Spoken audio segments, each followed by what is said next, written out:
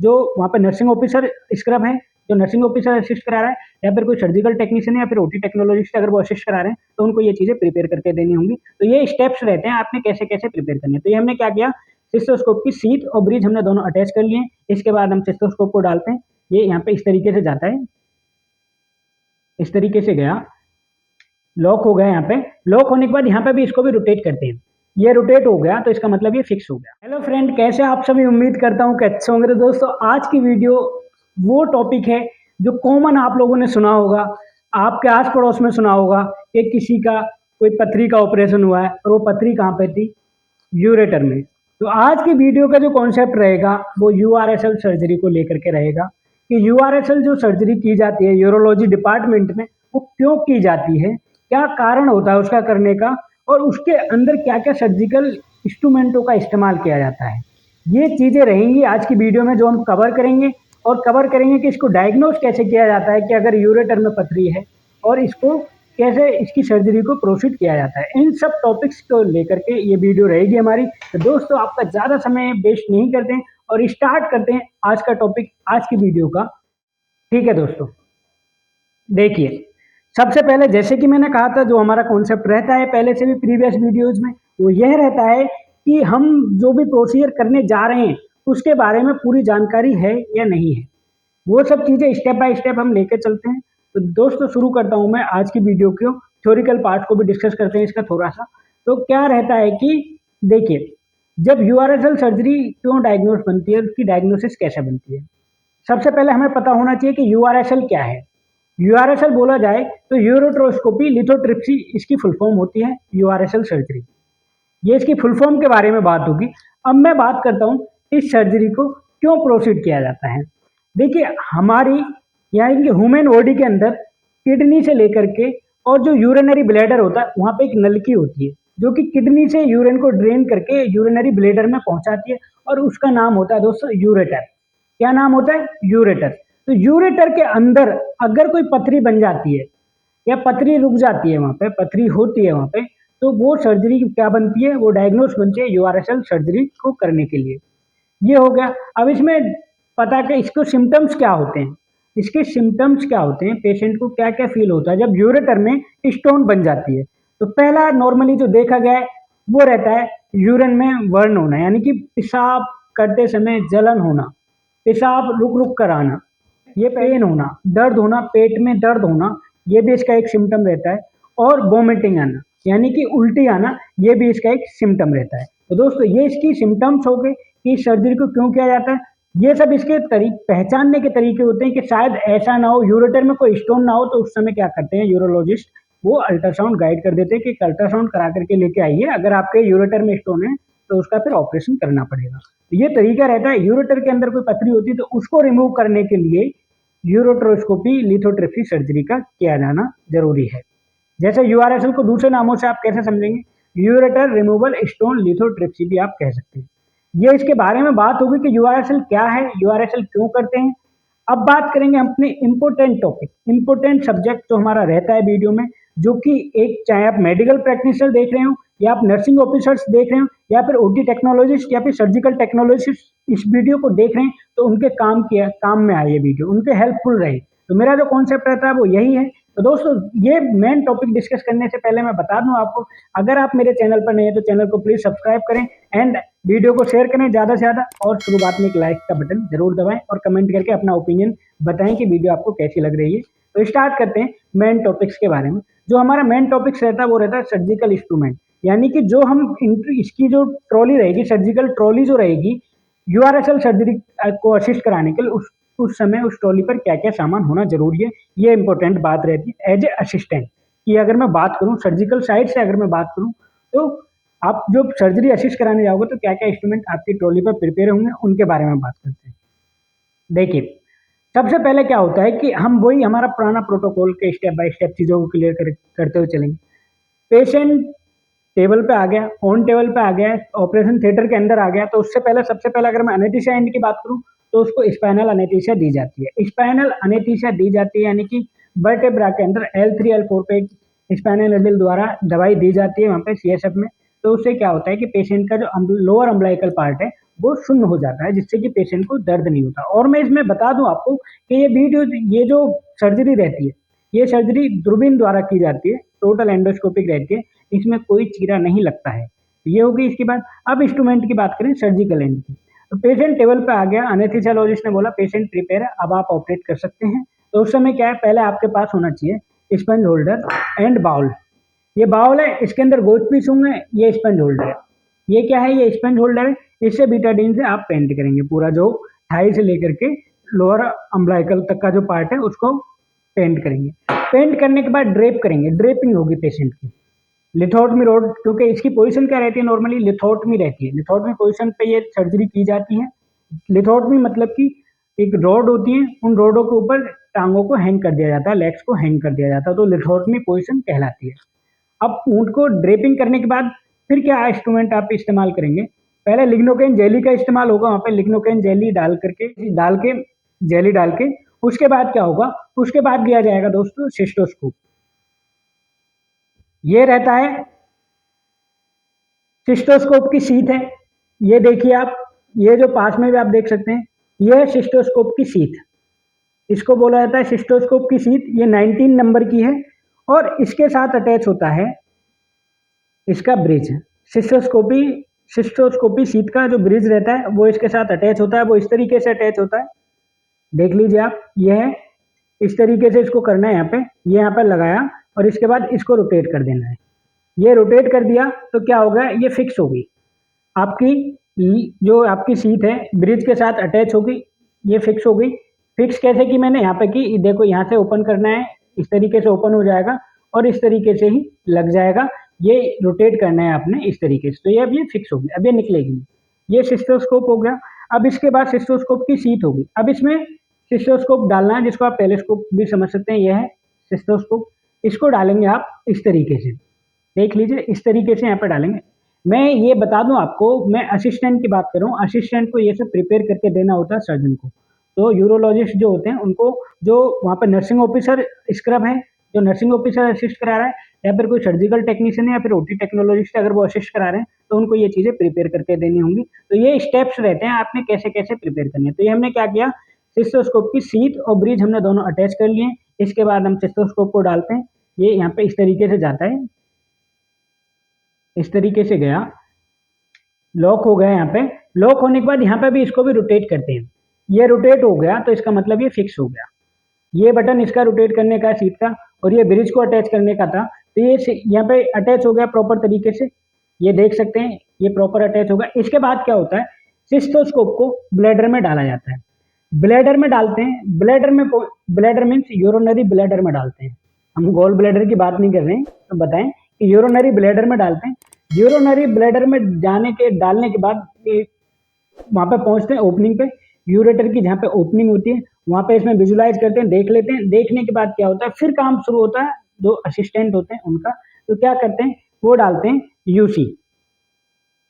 UC डालते हैं। UC क्या है, यूरेट्रिक कैथेटर, ये यूसी है, यूसी के दो एंड है, तो हम ये जो आगे से पतला दिखता है उस एंड की तरफ डालते हैं यूसी को। यूसी यहाँ से जाएगा, इस तरीके से यूसी को डाला जाता है इसमें।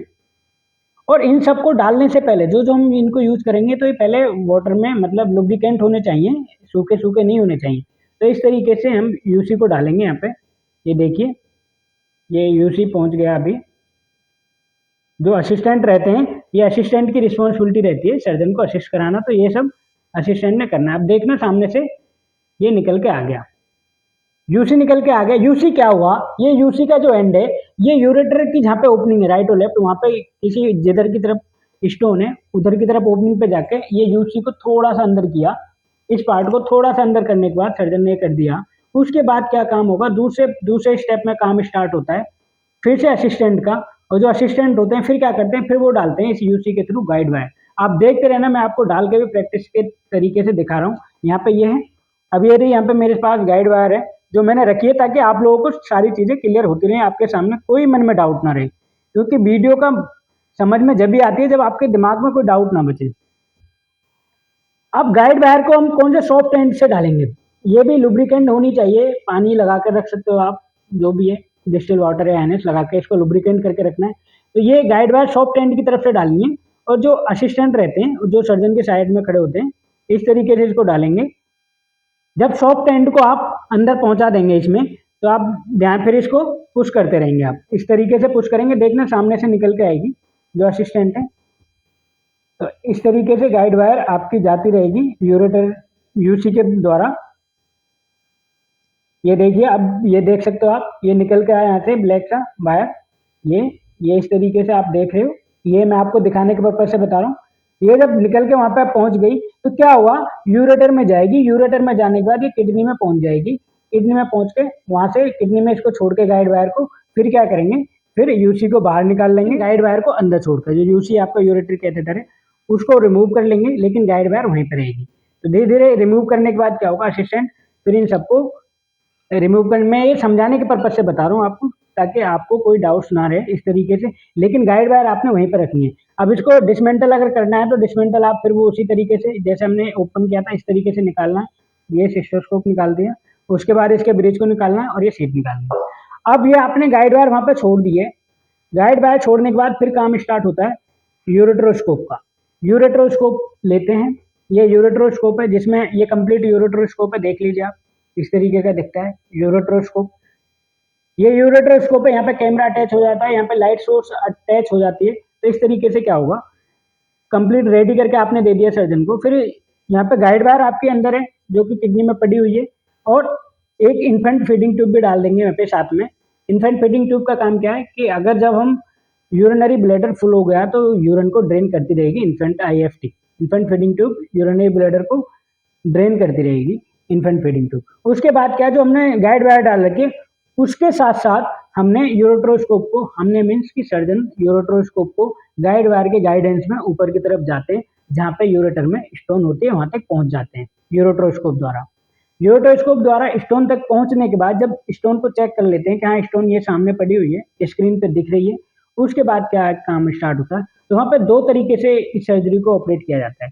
वहाँ पे अगर अपर यूरेटर की तरफ है तो लेजर का इस्तेमाल करते हैं, अगर लोअर साइड में है, लोअर यूरेटर की तरफ है, तो लिथोट्रिप्सी द्वारा स्टोन को रिमूव कर लेते हैं।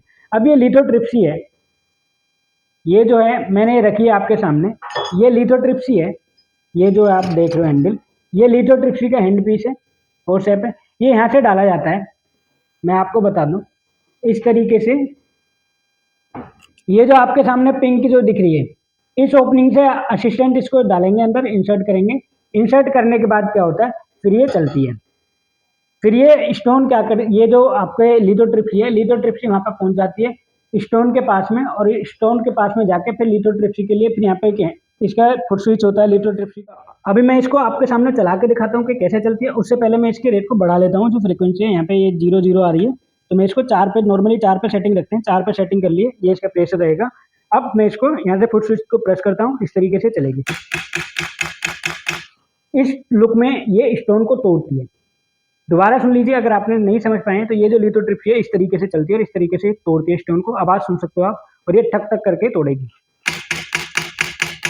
देखा आपने, इस तरीके से लिथोट्रिप्सी काम करती है। स्टोन को तोड़ने के बाद क्या होगा दोस्तों, स्टोन जब टूट गई, ब्रेक हो गई है वहां पे, तो क्या होगा, आप फोर्सेप द्वारा निकालते रहेंगे स्टोन को धीरे धीरे। और मैं आपको बता दूं, कई बार क्या होता है जब लिथोट्रिप्सी से तोड़ रहे होते हैं तो वहाँ पे विजुलाइज सही से नहीं होता है, कुछ वहाँ पे एडेशंस होते हैं। तो उस तरीके पे हमारे पास एक और ये रहता है सर्जिकल चीज, जो जिसको बोला जाता है पाथ फाइंडर।